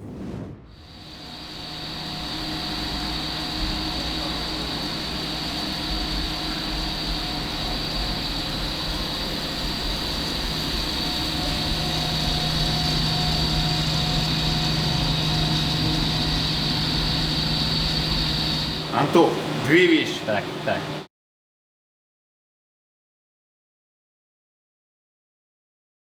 Я, мне кажется, еще никогда ни за кого так не болел в драке, как за тебя в 8-й серии. Ты досмотрел все, да? Впервые у меня в кино дрались два моих очень хороших знакомых, впервые. И просто я так за тебя болел. Чтобы ты понимал, Серега Гилев так сыграл Данилу, что рецензия Сереги была, я ему говорю, да Серега Гилев отличный чувак, он вообще не такой. Все равно тварь. В лицо бы ему плюнул. Это самая крутая похвала, конечно. Да, просто отвратительно. И когда ты его замочил, это драка, конечно, снята так себе, возможно, это самый слабый момент, но эмоционально я просто, вот когда ты... Да, мы там растряслись уже. Мы же ее репетировали сначала с какими-то там, прям здесь, в Москве, на каких-то матах там. Естественно, все виды изменилось там, исходя из всего, что уже там и камни, и все. Сначала были искусственные камни какие-то, потом мы давай все в натуралочку. Мы реально все поцарапались и так далее. Потом мы так разогрелись и уже... Ты на «Москвиче» сюда пригнал. Да, Леха рассказывал, что у вас презентация, внутри Лапенко, и ты гнал по платке на «Москвиче». Да. Сколько ему лет? Ему 37. Он идет где-то... Я разгонял его до 100, но ехал где-то под 80, чтобы его поберечь, потому что он все-таки старенький. Но ехал он просто идеально. От него есть ощущение, что он крепенький, что он надежный. Потому что мне брат говорил, не доедешь, 95% ничего не надо, возьми эвакуатор. Но я психанул и поехал, и вообще кайфанул. А ремни есть? Ремни есть, но они такие как бы бестолковые. Не эластичные, да? Не эластичные, они. Это все равно, что положить кота какого-то на грудь и ехать. Разницы никакой нет. И так поглаживаю. Нет, правда, мне звонили и спрашивали, ты устал или не устал, типа, ехать? Я говорю, да нет, ты просто как на веранде сидишь. То есть скорость небольшая, и то есть успеешь, если быстро едешь, естественно, стресс и все такое. А тут ты едешь по чуть-чуть совершенно медленно, ты успеваешь все разглядеть, вот эти маленькие медленные, вот эти километры, которые ты... И ты просто так сидишь, едешь Волгу, так сюда, все. Просто как на веранде, он еще пахнет дачей такой старый. Так что это кайф, конечно, был. Короче, мне же его подарили. То есть этот человек москвич участвовал в съемках, это автомобиль инженера. И потом как-то где-то на площадке Я сижу с братьями вот в «Москвиче» во время съемок именно. И, говорю, и типа разговариваем с ним. Я говорю, блин, классный москвич, типа вообще крутой. Может, задумаемся, ребят, возьмем что-нибудь такое. Вот. А у меня была петля, вот как сейчас. И они, естественно, все это слышали в уши. И буквально через 2-3 дня, да, вон пацаны, ребяточки мои хорошие, подогнали мне его. Блин. И все, я уже с ним. И потом я психанул через какое-то время, просто поехал в центр на нем, не зная этого всего, вот этого всего. Потихонечку, там, чик-чик, и все, и приловчился. И вот сейчас в Питер на нем приехал. И вообще кайфую очень. Это реально такая ламповая, уютная тачка. Сколько? 37 лет ему, да? 37, 85, да. Ровесник Смирняк. Да, да. Сколько стоит 37-летний москвич? 50. Из чего сейчас состоят твои доходы? Камеди и от рекламы Слапенко. Как вы делите доходы с Лапенко? Мои, по-моему, 30%. Сколько вы отдаете Media Quality? По-моему, 20%. То есть 20% от прибыли вы отдаете, а оставшиеся 80% вы пилите? Ну да. Ну, то есть мы по-разному. Там бывает, что если где-то больше. То есть моя задача писать сценарий и с клиентом общаться. Антоха все остальное делает, с братьями вместе не снимают, также угорают. Если Comedy Club вдруг перестанет в твоей жизни сейчас присутствовать, ты нормально будешь жить? Думаю, но часть доходов уйдет, конечно. Но, видишь, я надеюсь, что бар наконец-то начнет приносить, и если в перспективе, то, конечно, наверное, да. Но я такой человек, мне не нужно много денег, видишь? То есть у меня нет цели. Мне деньги позволяют чувствовать себя спокойно, что самое главное. Так как я, в принципе, в детстве не особо там, знаешь, меня баловали, и я шиковал. А сейчас я могу там пойти просто там типа, там, кроссовки. Я взял и не парюсь, что они стоят там 10 тысяч, допустим. А раньше я так переживал, что у меня нет денег. Я помню, я сидел в кафе и с девушкой встречался, и ей чувак, просто ее друг покупал типа коктейль. Ну, она моя девушка, я такой, что такое, типа, блин. А я просто не могу себе позволить. У меня было 120, но я потому что их пропивал. Мне давали 120 рублей, мама давала на неделю. И я сразу же спускал. Там шел просто какой-нибудь этот... Шаверму покупал и 2 пива. Вот все. Твой месячный доход больше 500 000 рублей? 500 000? Нет, меньше намного. Мой, давай так, просто меньше. Меньше точно. Бывает так, что в месяц вообще ничего не прилетает.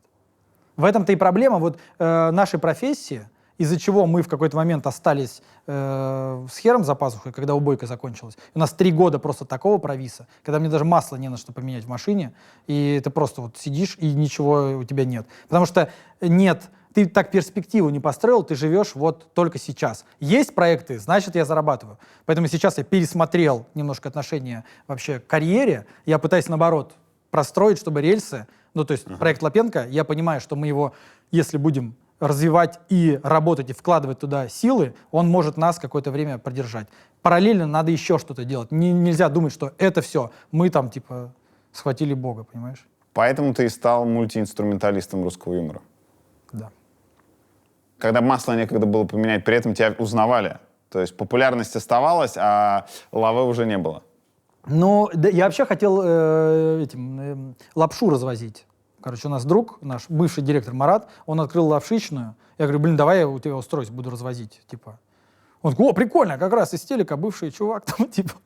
И потом что-то не срослось, я как-то там не стал работать.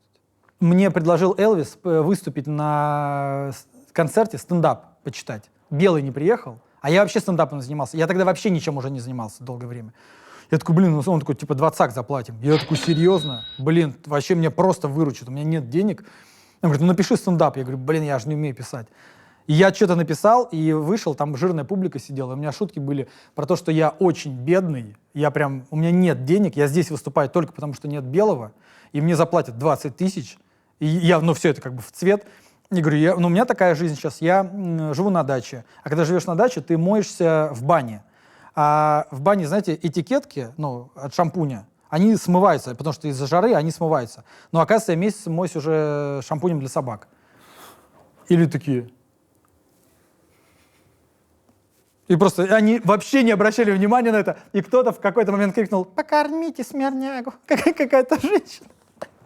Я тут услышал, что у тебя уже есть не просто фан-клубы, а фандом. Фандом, да, он Леха сказал. Это было у меня у театра, я это понял. Потому что они меня встретили, опять же, после очень маленькой роли, реально, где я ходил в маске голубя, и 2 раза выходил на секунд 15 всего. После этого я опять выхожу, опять же, тоже история. Просто нет, во-первых, он выводил сначала больного человека на тележке, потом уходил, а потом натовским флагом. Натовским? Да. Где-то минуты, там 1,5. Такая скрытая угроза спектакля. Ну, типа того. А потом я в конце вот на поклонах снимаю шляпу, себе вау-вау-вау, и выхожу опять на служебный вход, и там толпа, и я понял, они фоткаются все на один и тот же телефон. И я такой думаю, а что такое, типа, что за ерунда? Потом спрашиваю, типа, что? Он говорит, а у нас фан-клуб. А тебе какую-то мега-картину подарили, да? Да. Короче, это... Там сколько, просто 20? Караваджо, да? 20, это просто бомба. Я могу тебе показать, это 20 человек. 20 разных 20 разных художников, питерских, кстати. Они собрались, и каждый там по 2, по 3 нарисовали, и сделали все это в одну объединили картину. И Леха вот с ребятами, они ее распечатали, сделали очень большой, и мне подарили. Это очень приятно. У меня дома висит здоровенная, офигенная штука. А расстреливали когда его из машины? Это же из «Спрута» взято. «Спрут», да. Ты смотрел «Спрут»? Конечно.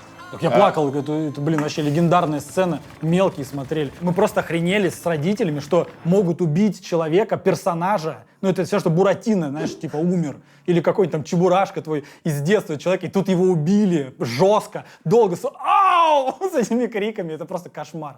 А у нас звукорежиссер наш Паша, он говорит, мне в детстве запретили смотреть на ночь эту сцену, и я потом смотрел в повторе, ну, типа, потом повторяли на следующий день, и он смотрел, родители сказали, нельзя смотреть вот это. Ну, это гибель. Суровые 90-е. Это гибель реально какого-то идеала, ну, то есть вот твоего внутреннего.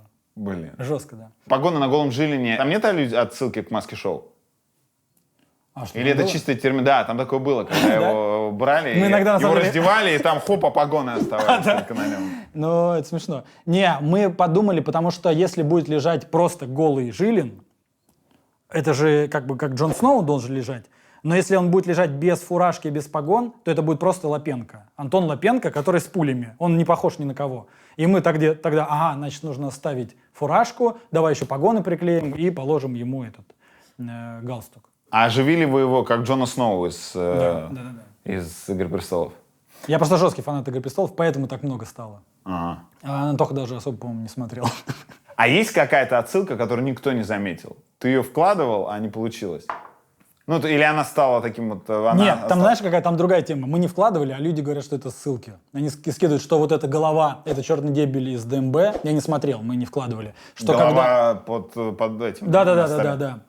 Что взрыв дома Путаны, это типа взрыв Септы Бейлора из «Игры престолов». Ага. Но на самом деле у меня отсылка на другую, тоже на «Игру престолов», но на «Красную свадьбу». Поэтому там играет «Дожди из Костомеры». Мы специально, я девочку попросил, вот Женю, нашу скрипачку, чтобы она сыграла, да, и записала это. Это отсылка на предательство, на вообще в целом на образ вот, что предали их. Они там все заперты, пляшут, а она уехала. Но все-таки, так это же на другое, это когда вот Церсея взорвала там типа этим диким огнем всех. Я говорю, ну ладно.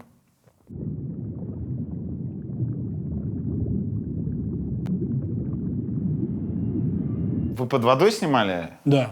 Прям натурально под водой? Да, мы под водой снимали, когда... короче, есть бассейн в Москве, и вот мы с Лехой как раз, я рассказал эту идею, и наша Вика, продюсер, мы такие, блин, а как это вообще там под водой? Ну, то есть я просто вкидываю. У меня вот Вика Сухарева, наш продюсер, она все время говорит, ты типа прислал мне свой сон. То есть все сценарии — это типа сон твой. Ну, типа, как мы это снимать будем? Ну, тебе приснилось что-то, ты... Вторая серия, она называется у нас «Сон купца». У нас есть личное название. Вторая серия 2-го сезона я реально во сне написал. То есть я писал вот так вот и заснул. Это 5 утра было. Я вот так заснул, а пальцы продолжали писать. У меня сейчас в последнее время часто так. Я просыпаюсь, у меня как-то кусок, я быстро записываю. Ты сейчас, знаешь, как будто мемуары уже начинаешь писать. Вот история буквально для них. Прям, да. Ну, такая вся серия, она абстрактная. Она и как бы есть «Сон купца», потому что это сон шершня, и там есть как раз Твин Пикс, Бог, да, и так далее. Мы назвали «Сон купца». И мы, короче, придумали вот эту штуку, что надо под водой снимать. И Леха как раз в этом бассейне снимали на домашнем аресте, когда мальчик падает. Тоже ему там вот что-то воспоминания какие-то, да, когда он там ныряет. И в этом бассейне мы пришли и снимали все. Антоха сразу... Сказали только, что голова у него может болеть, у Лапенко. Потому что ты погружаешься на дно, но мы снимали на коленях все. Мы типа... Он стоял на коленях, там вот так вот воды. Ты опускаешься, и вот он идет там с грузиками какими-то. Он так двигается. А ты через стекло снимаешь. То есть ты не погружаешься. У нас нет оператора с опытом подводной съемки. Это было бы вообще дорого и сложно, и вообще как бы. Как бы ты одним предложением описал юмор сегодняшнего комеди-клаба? Да, ровный, наверное. Я не знаю, как относиться к юмору Comedy Club, потому что получается так, что я не смотрю комедий, я не смотрю номера других чуваков, как-то сконцентрирован только на том, что я делаю внутри комедии. Но он другой, он не как в «Убойной лиге», допустим, то, что мы делали. Но я вот как-то себе даже в этом году поставил такую задачу внутреннюю, чтобы писать миниатюры не на злобу дня, не на актуал, потому что я понимаю, что это лучше всего заходит, и, допустим, номера с Харлой, когда он там в какой-то вразрез вот времени или что-то он делает, это для определенной аудитории, конечно, вызывает, типа, да точно, так и живем, знаешь. Но это задача вот как бы и Харла, и так далее, вот, наверное, туда вот уйти. А мне как будто вот я изначально не был такого, чтобы мне сказали, так и живем. Про мои миниатюры нельзя сказать, кто мы живем, как майонезный гуляка. То есть, понимаешь, мы в какой-то... И даже это не специально, а просто такое мировоззрение. Зачем ты выступаешь в комеди-клабе? А где мне еще выступать-то? Ну, ты понимаешь, что... Я понимаю, о чем ты спрашиваешь. Типа, у меня есть Лапенко, да, и я мог бы заниматься как артист. То есть в Лапенко я не реализую себя как актер. Ну, как артист, назовем, потому что я не актер, я все равно артист эстрадного жанра, скажем так, умирающего. То есть миниатюры отмирают, как многие считают. И есть такое мнение, что это как бы уже какая-то шляпа. Вот. Но я не согласен, потому что тут важно, что показывать, и как показывать, и кто показывает. То есть если ты показываешь просто ради того, чтобы показать миниатюру, как в комеди-батле сейчас выходят люди, и ты такой, блин. То есть я настолько осознанно пришел... Что, блин? Ну, типа, херь какая-то. Мы настолько осознанно пришли вообще к тому, что мы с Бандерасом делаем, когда мы попали в «Смех без правил», у нас на тот момент уже было 100 миниатюр. Представляешь, 100 миниатюр написанных, обкатанных, проверенных, и нам хватило до финала дойти, не хватило только Белого там нагнуть, просто потому что они подготовились хорошо. И мы заняли второе место, Белый первый, и купил себе квартиру, сука. А мы, блин... Я на самом деле вообще же никуда не хотел идти. Я не хотел и в «Смех без правил» идти, и не хотел в «Убойную лигу» идти. Меня Бандерас не то что уговаривал. Мы в целом такие, что-то фиг знает, да какая-то импровизация, это вообще не наше. Я хотел в комеди попасть. То есть тот комеди, который начинался тогда, это вот 2005 год, я прям мечтал туда попасть. Но нас не взяли туда. Вот. И нам пришлось в «Смех» идти. И потом уже в «Убойную лигу», логично. А потом мы поняли, так это наше. Вот мы прям здесь, это наш проект полноценный. Мы все, что угодно можем делать, все, что мы говорили там Лене, продюсеру и так далее. И прикольно, я вот с моим другом Лехой Уваровым, звукорежиссером, и ехали как-то из Питера в Москву на тачке, а он из музыкальной как бы структуры, вот оттуда, то есть он такой из хардкорной тусовки. И он мне все с точки зрения тяжелой музыки. И вот оттуда. Он говорит, блин, каждый год музыка становится жестче, быстрее, тяжелее, типа. И юмор должен становиться как бы более дерзкий, более точный. И вот мы с ним обсуждали, как раз когда в «Убойной лиге», он говорит, и я охренел. То есть для меня это было открытие, когда вдруг в «Убойной лиге» из ниоткуда появилась куча прикольных молодых чуваков, которые реально умеют шутить. Но на тот момент в комедии действительно остались только гашиш, проститутки и что-то еще. У них был такой спад. И мы даже по рейтингам выше их были. Ну, потому что мы, на самом деле, вообще ничего. То есть у нас настолько был мозг открыт. Чуваки, наверное, в какой-то момент как бы исчерпали, может быть, идеи какие-то. А мы были просто, знаешь, такие люди мира. Мы такие, типа, что, да все что угодно. Ничего, нет никаких рамок. У нас Ксения все время только говорила, только чтобы не пошло. Вот она чистила это. Ты делаешь концовку про жопу, она говорила так, фу! И ты так боишься это услышать, ты такой, все, да ладно, перепишем что-то. Поэтому мы там батоны ели, что-то там кувыркались, какую-то хрень делали, просто веселились и получали удовольствие. А сейчас ты те же ощущения испытываешь? От комедии? Ну, от своих миниатюр внутри комедии. Ты же понимаешь, что среда все равно влияет? Среда влияет. Я не люблю зал комедии. Вот зритель комедии мне вообще не близок. Каждый раз, как я выхожу, да, это даже не поэтому. Ну, то есть каждый раз, когда нас объявляют, это вот так вот. Типа, не Харла. Понимаешь? И ты выступаешь, но я, на самом деле, вот от того, что мы сейчас вдвоем с Бандерасом делаем, я получаю удовольствие. В трио я не всегда получал. Из-за наших внутренних моментов мы здесь не дописывали, плюс тогда это были какие-то стремления вот в актуал попасть. были хорошие номера. То есть мне за многие не стыдно, мне кайфово было их играть. За некоторые я такой думаю, да блин, ну что-то вот мы прям как будто сами не свои. Не из-за того, что нам дали, мы всегда сами писали. Из-за того, что, знаешь, как будто мы потеряли вот эту органику втроем, ну, учитывая, что Соболь был все равно из другого коллектива, но близкий нам по духу и по органике, и по манере подачи материала, и по взглядам на жизнь, как бы на юмор. И мы в «Убойке» очень много классных вещей делали. Там посмотреть, там просто вот так мы выходили, импровизацию с ним могли спокойно как бы разложить. С Махно вот у меня были... То есть я поражался, что я с Махно мог выйти просто на сцену, не зная, чем закончится. И у нас была миниатюра там любая, но там прям есть настолько ценные, даже не тем, что это смешно или круто, а это, блин, это родилось вот здесь, и это было искренне и прям по-настоящему. То есть мы все, несмотря на внутреннюю конкуренцию, то есть каждый хотел друг перед другом как-то выпендриться, и ты понимаешь, что, блин, Махно там что-то не смешно, надо получше что-то дописать просто внутри себя. Не для того, чтобы больше денег заработать или там стать более популярными, а внутри как-то вот так помериться яйцами. И... Конкуренция, как она есть. Да, очень здоровая. Ну да, не всегда испытываю удовольствие. Мне кажется, мы где-то, может быть, не дожали, можно было бы дописать вот это, знаешь, я так потом смотрю, такой, блин, что-то не то, не знаю, не кайфую. Когда очень групповые номера, как, например, вот это вот детективный нуар, такое тебе интересно? Так это наш, это мы писали прям. А, прям вы под всех, под всю эту банду? Да, нет, это получилось так, что Бебур пришел с идеей, у Бебура была, это вообще домашка в КВН, начало, где он, алло, что-то там говорил по телефону, и он пришел к нам с Бандерасом, и его друг, автор Айсар, мы вчетвером сели, и мы сразу же придумали вот этот гэг, где с руками. У нас просто мы до истерики, такие, а как это сделать? Это надо длинные, короче, руки, все, прикинь, он выходит, а тут же он выходит. Да все, мы побежали, начали всем рассказывать, все-таки, ну давайте попробуем, ну не знаю, мы такие, так, короче, вот это. Мы практически занимались там постановкой, прописали полностью сценарий, и это как бы наш номер. Мы хотели бы дальше делать такие номера. Я не знаю, как ты к этому номеру относишься, но для меня это личная победа, потому что там, во-первых, и картинка изменилась, комедия. Просто это внутри комедии некий формат появился. Ну, киношный такой почти жанр. Да, но это было прям стёб, да. И, кстати, это монтировал Леха Бабошин, монтажер, вот, с которым ты общался, Лапенко. Он нам помогал, то есть мы все это делали, все задники. Там все срослось, понимаешь? Смотри, то есть главная мотивация — это реализация себя как актера и деньги. Моя. Да. Ну да, странно, если бы я не зарабатывал. Комментарий, на который я наткнулся под одним из видосов, который про тебя смотрел. Вот вы объясните, почему Смирняга выглядит так же, как и 10 лет назад? Он съел Дориана Грея? Ты же реально выглядишь так же, как 10 лет назад. Ты, правда, сейчас бороду отпустил? Сейчас, да. А вообще ты же Ну да, прям... если я сбрею, ну, примерно, ну, не знаю, гены. Гены? Но плюс я долгое время не пил. Это, ну, я вообще алкоголь не употреблял.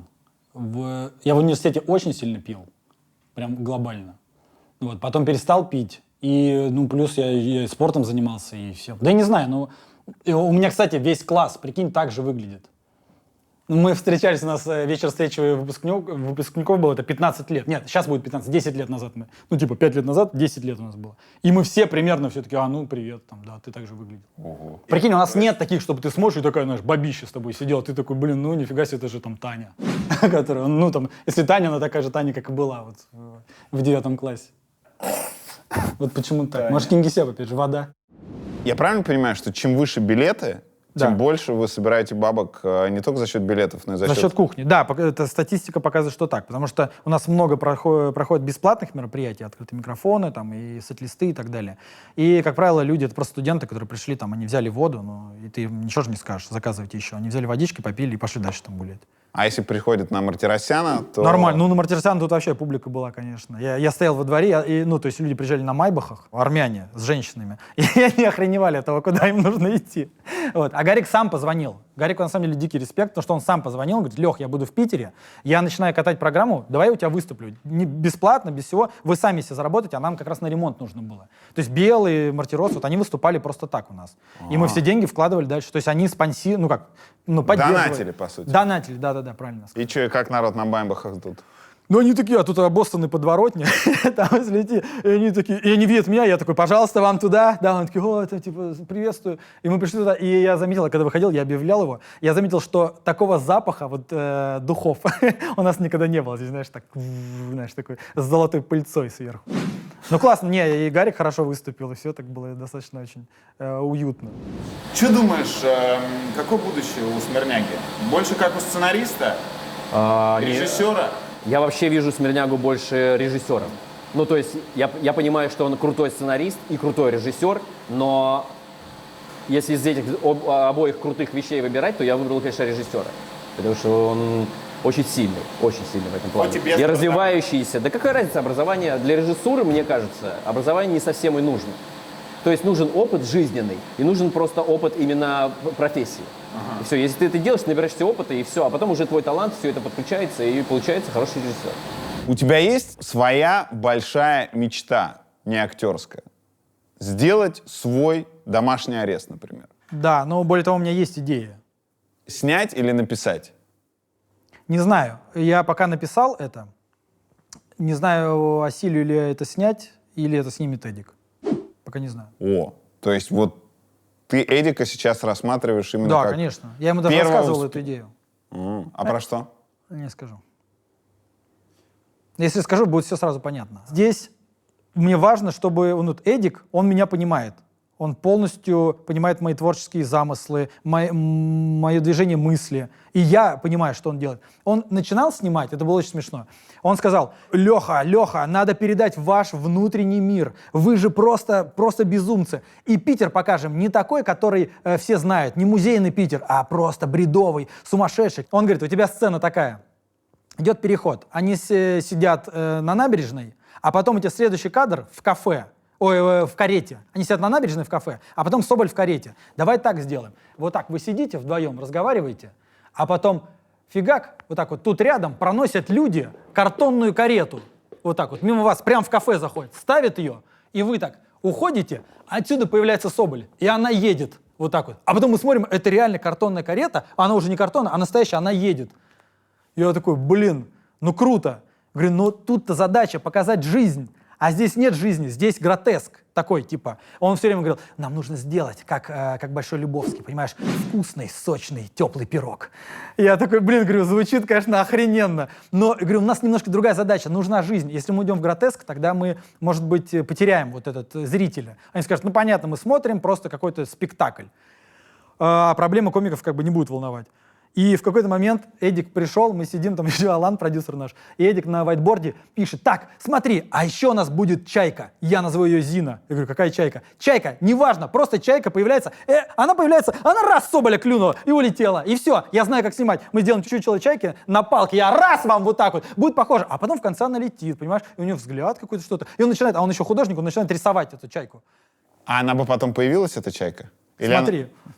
И рисует эти чайки, у него весь вайтборд изрисован, а я утром написал Славе. То есть мне Эдик предложил новую концепцию. То есть Слава говорит: надо проще, это ТНТ, надо вот для людей. А Эдик пришел со своим каким-то там, не знаю, даже не HBO, а какой-то там Channel 4, BBC. И, короче, и я такой, он говорит: Славе отправь, я все Славе отправляю, набираю, говорю: мы подумали так, такая концепция, вкусный теплый пирог. И сидим с ним, и смотрю, Слава мне аудиосообщение. Я выхожу в коридор послушать. И Слава такой говорит: ребята, вы не понимаете, ТНТ — это определенный формат. Люди, должны смотреть про жизнь. Я понимаю, что вы хотите 2x2, как на 2x2 ваш Супер Олег снять, но это немножко другой формат. Тогда давайте подумаем, может, для другого канала или что-то. Не то, парни. Лех, не мороси. Эдик — увлекающийся чувак. Ты не поддавайся, попробуй с ним наладить, просто сделайте другое немножко. И когда я захожу, вижу, у Эдика вся доска изрисована уже какими-то странными персонажами. Алан сидит вот так вот: да. И Эдик такой: вот, и дальше, короче. Я говорю: Эдик, подожди. Он такой: нет, Лех, смотри, я что придумал? Я говорю: Эдик, нам надо чуть-чуть концепцию поменять в более такой жизнь. Простую. Да, в простую. И помню, Эдик, он просто такой, он вот так вот сел, такой отложил маркер, такой: ну зачем я здесь тогда? Я говорю: Эдик, я все понимаю, но... Нет, вы... Ну ладно, нет, я сделаю, конечно, я все сделаю. Ну, Лех, просто... Ну ладно. И вот все, это Эдик, вот это он, вот так вот. Он расстроился. Потом мы начали снимать, я смотрю, он натащил из этого Люмпин, или как называется, актерское агентство, где очень странные люди, все очень странные. То есть в них есть своя прелесть, но они все очень странные. И он притащил массовку их. То есть там стоял высокий чувак какой-то вот такой с подносом. Это, знаешь, очень похоже. То есть Эдику надо было бы написать «Трио из Бельвилля». Не помнишь такой мультик, где все такое? Там официант был такой гротесковый. И Эдик, вот у него такое мышление. Видение, точнее. И он такой, блин, ну ладно, короче. И он снял нас на ширик. То есть мы сидели там, у нас сцена была, я с девушкой разговаривал, и там все на широкоугольник снято. То есть мы такие все, вытянуты. Там типа... Я потом смотрю, говорю, блин, Эдик. И он мне присылает сцену смонтированную. Я говорю, это немножко не то. Это странный стиль повествования. Мы же договорились, что мы должны снять в более бытовом. А я снял сцену и так, и так. Я такой, серьезно? Смотри, подожди, я тебе пришлю новую версию. Присылать, там другая, там вообще живая камера, дышащая. Ну, типа, мы так будем делать, да? Я говорю, ну мне так больше нравится. Все, забыли, ладно. Я такой, фига ты, Эдик, блин. Я говорю, спасибо, ты хоть, не стал спорить со мной. У нас были стычки с ним в начале. Но он вот так вот, он понял меня и сделал, что мне нужно, понимаешь? И мечта снять с таким чуваком что-то. Ну да, наверное, было бы круто. Я вообще хочу и Лапенко... То есть вот для меня идеально было бы я, Лапенко и Эдик. Вот такое что-то сделать. Каждый на своем месте. И, может быть, что-то интересное сделать. Чуть другим уровнем. Юрий будет дуть будет Юрий. Блиц. Я спрашиваю коротко, ты отвечаешь не обязательно коротко. Городок или «Осторожно, модерн»? Городок. Потому что «Осторожно, модерн» я не особо смотрел. Я понимаю его шик. Но я от городка дико ржал и до сих пор ржу. Воля или Мартиросян? Мартиросян. Comedy Club или «Что было дальше»? Что было дальше? Аршавин или Киржаков? Да Киржаков, потому что он наш. Откуда? Из Кингисеппа. Это я специально тебя проверил. Чтобы вы понимали, откуда он, Юр? Он из Кингисеппа. Вот так-то, видите? Сколько тебе будет в 2036 году? Сейчас 2020, 2036, сколько мне будет? 37 плюс 16. Да, 53. правильно? Спасибо. Я буду как Богдан Титамир?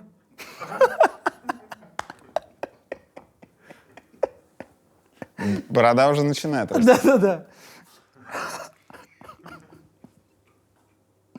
Сколько тебе было в 1999-м? Подожди, я 83-го, 7 плюс 9, 16. И финальное. В чем сила? Сила? Я думаю, на самом деле, вот, как я говорил, в единении. То есть я командный игрок, мне нравится, когда что-то объединяется. Это даже не важно, люди объединяются или что-то внутри у тебя. То есть единство какое-то. Но не в любви. Не в любви? Слишком красиво? Да слишком, книжно. Все тут у тебя про любовь какую-то. Юрий будет дуть будет Юрий. Конкурс. Так. Что ты принес? Короче, это вообще реликвия. С первого сезона «Внутри Лапенко» хлопушка. Мы бились за нее. Лапенко забрал со второго сезона, а это моя с первого сезона. И вот я готов ее презентовать. То есть это перед каждым дублем. Блин, это круто. Происходит. Подожди, я понимаю, она одна. Да, конечно, она весь проект с нами была. Я ее забрал, вот теперь... Условия конкурса очень простые. Нужно придумать нового героя для вселенной «Внутри Лапенко». Не обязательно, что парни будут его использовать, но все равно. А может, и используем. Если будет крутой. Главное, чтобы имя, фамилия, чем он занимается, его какие-то определенные черты, фишки. Библия это называется. Да, Библия героя, небольшая, чтобы было. Библия героя. В комментарий, этот комментарий нужно оставить к прикрепленному комментарию под этим видосом. У кого будет интереснее всего, тому и достанется вот этот приз. Выбирай, давай вместе будем. Давай. Леха. Опять встречаться с Юрой. Леха, спасибо тебе за эти несколько дней. Юрий